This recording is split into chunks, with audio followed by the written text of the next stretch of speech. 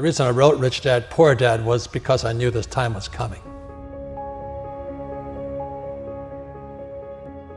And we have, as a world, have never been here before. And so is it a spooky time? Damn yeah, it is probably the most dangerous time ever. There's nothing to compare it to because there's never been a world economy before. For example, 100 years ago, if there was a stock market crash in England, it didn't affect anybody. But now the US market goes down, the world goes down. So plus with social media and all this we're doing now, and so we've never been here before. And I'm excited about it because I make more money in crashes than I do when they go up. So, but for the average person, they'll get wiped out. I'm afraid at the worst, I hope I'm wrong, but I think we're heading for a global depression.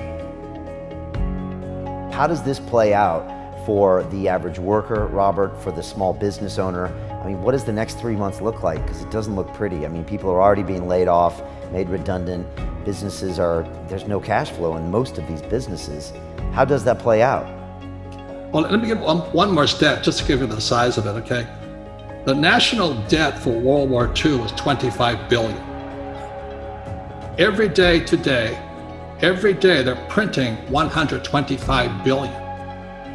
Every single day, that's like 5 World War IIs per day. They're printing so much money to keep this think of a hot air balloon with a tear in it.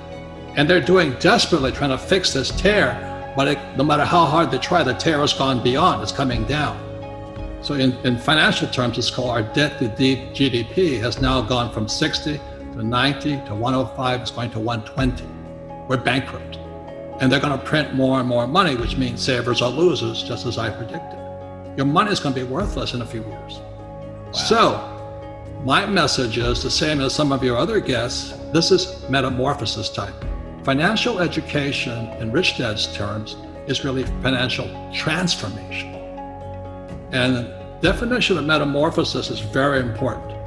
Metamorphosis, the definition is the evolution or the transformation from an immature form to an adult form. An immature form to an adult form. Metamorphosis is the same as a caterpillar turning into a butterfly.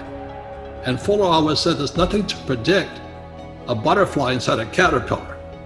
So everybody listening right now, if you're struggling financially, just think of yourself as a little caterpillar. And this crisis is your cocoon. The question is, what do you emerge as? Do you emerge as a victim? The world did it to me, and the capitalists are crook, and the rich are bastards, and all this stuff?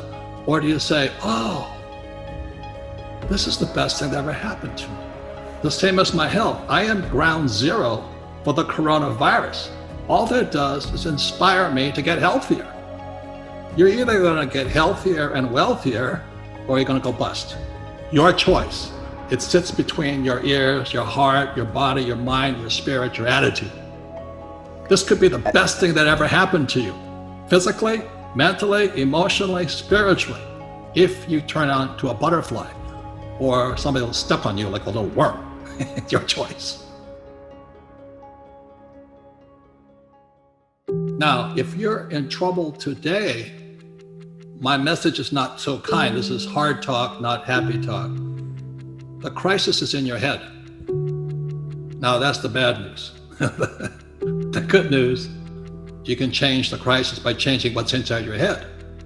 And so I hate to brag, but I'm doing extremely well financially today because as I was warning everybody, this crisis was coming. But it would be irresponsible of me to warn people of the crisis and not personally make changes myself.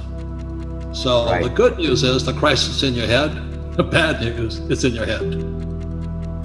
The most important thing you can have right now is not job security, but meaningful work. So you and I don't need the money, but our work is meaningful. And it's our meaningful work that gets us through the hard times. So the good news is my company is sold out. We cannot keep up with product. The bad news is the supply chain shut down, but that's a good problem. We have tons of cash. I have gold, I have silver. And I do have challenges in the real estate market, but that's going to make me stronger. That's my only attitude I can have. Otherwise, I just cry and say, well, the government should take care of me. I need a bailout. I need a stimulus. So what can I do? I'm one of them. What do I do? Does it go back to employee, self-employed, business owner, investor? Like, go find a business, go start a business, go reposition yourself career-wise? You know, is there a 1, 2, 3 step process on what I can do to be prepared for it? I have a friend in Panama. He has an avocado farm. So he's sitting in Panama growing avocados. He says, because people have to eat. Another friend of mine is growing blueberries. But another friend of mine, he moved up to, he was from Seattle, excuse me. He had a big house, his kids all moved out. So he converted the kids' bedrooms into 1-bedroom apartments. So he put a kitchen and he put a toilet inside his little bedrooms. And so he now rents out 4 bedrooms. He's making more money today than ever before because a lot of workers commute to Seattle. So they come in, they check in, they come in on Sunday night, they check out Friday afternoon. It's at a little house, he's making more money. So the point is, everybody can do something, but you gotta figure out what you can do.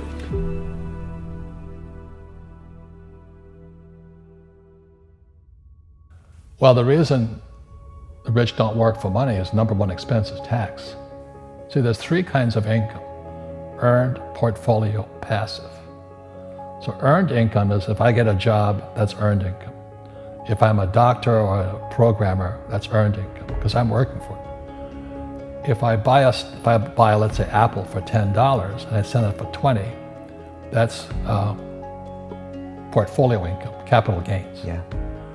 But passive income, which is cash flow, is never taxed. So it's not, and so these guys are screaming right now in America, tax the rich. I said, good luck. Because most of the guys complaining, they don't know there's 3 kinds of income. And the rich don't have jobs anyway. They have assets. And so the average schmo out there, poor guy, sent the kid to school, they don't learn this. So that's why in Fake, as you were talking about it, there's a newspaper article about Jared Kushner, and he explains how the Trumps and the Kushners don't pay taxes and make millions of dollars. And the reporter couldn't understand him because our schools will never teach you that 3 types of income. And they judged him and say they're wrong and it's cheating. And we see that over and over again. Amazon not paying taxes. What do you say to people when they come up to you and say, Robert, it's not fair. It's not fair they're not paying taxes. Well, there's always 3 sides to a coin, heads, tails, and the edge. So which side of the coin are you on? From my side, it's fair. But this is the difference. Everybody can do the same thing I do because the tax laws are for everybody. We don't say, well, the tax laws are only for the rich. No, the tax laws are for everybody to use if you have the right financial education. And the reason I'm an advocate of financial education, without that education, you have to pay taxes. You see, very few people will buy what I do, make $1 million and pay 0 tax. And my rich dad taught me that playing Monopoly. That's how it started, 4 greenhouses, 1 red hotel. Or the McDonald's formula, I write about it here. McDonald's, Ray Kroc. Yeah. McDonald's is in the real estate business. So they sell hamburgers, but they buy real estate, so they pay no taxes. This guy Bezos, he's $16 billion. How much tax did they pay on that $16 billion? 0. And that's all legal. Anyone can do it. Everybody can do but it. Most people lack the education. Correct. So Jared learned about money when he was a kid by watching his father, by watching these people invest in real estate, and said, wow, not only do you get to make the money, you get to keep the money. That's a big problem a lot of people don't understand. Look how much money I made, but how much did you keep? Because that could be half. How much tax did you pay? Right, what tax did you pay? And so you always say, this is the law. The law is true for every citizen. You can do it, but most people just don't do it.